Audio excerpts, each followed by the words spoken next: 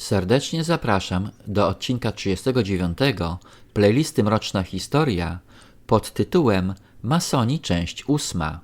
W poprzednim odcinku 38 opowiedziałem o pewnych dowodach wskazujących na związki templariuszy z masonami. W tym odcinku opowiem o związkach szkockich templariuszy z masonerią. Wszystko wskazuje na to, że to właśnie w Eardom of Kilwilling, świętym domu masonerii, element spekulacyjny trafił do masonów. W tym właśnie miejscu możemy zobaczyć owocną jedność pomiędzy profesjonalnym cechem średniowiecznych murarzy a tajną grupą filozoficznych adeptów, o czym wspomniał hrabia Gobleda-Viela i co opisuje pan Wade w następujących słowach. Tajemnice budowniczych gildii, proste, nieoszlifowane i pobożne, jak córka natury, przy braku jakiejkolwiek zgody ze swojej strony, przeszły lub zostały zmuszone do tego najdziwniejszego małżeństwa, jakie zawarto w historii okultyzmu. Stało się tak ze względu na ich szczególną formę i figurę, nadającą się do takiego związku. Pan Wade nie wyjaśnia, kiedy i gdzie miało miejsce to małżeństwo, ale z pewnością chodzi o sojusz pomiędzy templariuszami a szkockimi gildiami pracujących masonów, akceptowany przez władze masońskie. W sojuszu tym templariusze byli szczególnie dopasowani poprzez swoją inicjację w legendę dotyczącą budowy świątyni Salomona do współpracy z masonami, a murarze poprzez częściową inicjację do starożytnych tajemnic gotowi byli na świeży napływ tradycji wschodniej pochodzącej od templariuszy. O wpływie templariuszy na masonerię świadczy system stopni i inicjacji. Imiona wprowadzanego ucznia, członka rzemiosła i mistrza masona pochodzą ze Szkocji i występuje analogia między nimi a stopniami asasynów. Wielu wskazuje również na podobieństwo pomiędzy zewnętrzną organizacją masonerii a systemem izmaelitów.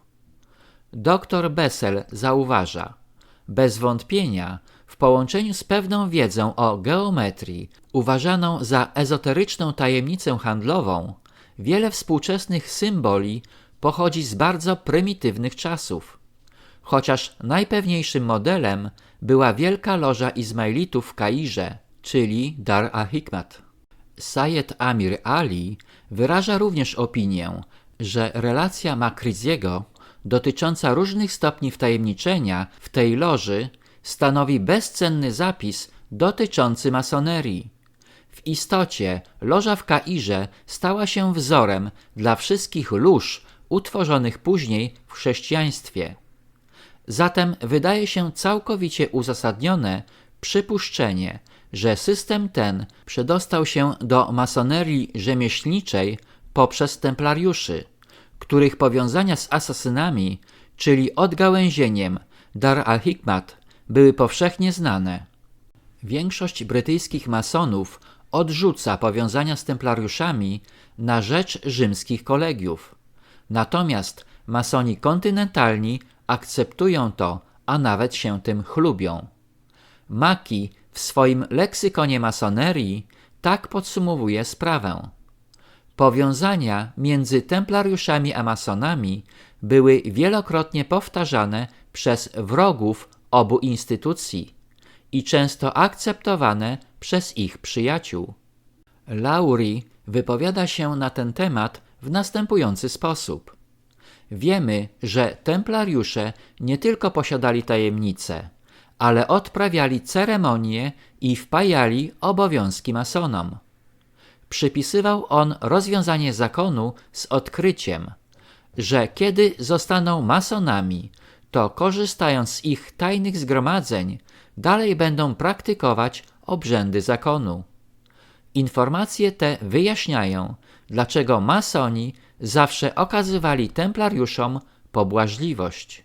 To właśnie masoneria, mówi Findel, dokładała wszelkich starań, aby przedstawić zakon templariuszy jako niewinny, a zatem wolny od wszelkiej tajemnicy. W tym celu przytaczano nie tylko legendy i niehistoryczne fakty, ale także odwoływano się do opinii rzekomych uczonych w celu zatajenia prawdy. Masońscy czciciele zakonu świątynnego wykupili całe wydanie, postępowanie w procesie Moldenhauera, ponieważ wskazywało ono na winę zakonu i zaledwie kilka egzemplarzy dotarło do księgarzy. To właśnie masoni w swoich niehistorycznych wysiłkach byli winni prawdziwego fałszerstwa historii zakonu. Dupuy opublikował swoją historię z procesu templariuszy już w 1654 roku w Paryżu, w którym posłużył się oryginałem dokumentów procesowych, zgodnie z którymi winę ponosił bez wątpliwości zakon. Kiedy jednak w połowie XVIII wieku kilka gałęzi masonerii chciało przywołać do życia zakon templariuszy, dzieło Dupuy'ego było bardzo niewygodne, a ponieważ od 100 lat nie można było go już kupić, dokonali fałszerstwa. W 1751 roku ukazał się przedruk dzieła Dupuy'ego z dodatkiem szeregu przypisów i przedruków. Książka została tak sfabrykowana, że zamiast udowodnienia winy, jak w oryginale, wskazywała wyłącznie na rzekomą niewinność templariuszy. Brytyjska masoneria przyjmuje dwa stanowiska: albo uparcie zaprzecza powiązaniom z templariuszami, albo przedstawia templariuszy jako nienaganny i okrutnie oczerniany zakon. Podsumowując, bez wątpienia nastąpiło połączenie templariuszy i masonów w miejscowości Kilwilling w świętym domu masonerii szkockiej. System stopni i inicjacji obu organizacji jest analogiczny i wzorowany na sekcie asasynów, a szczególnie Wielkiej Loży Izmaelitów w Kairze, czyli Dar al-Hikmat. Masoni brytyjscy zaprzeczają wszelkim związkom z templariuszami, a masoni kontynentalni przeciwnie, akceptują je.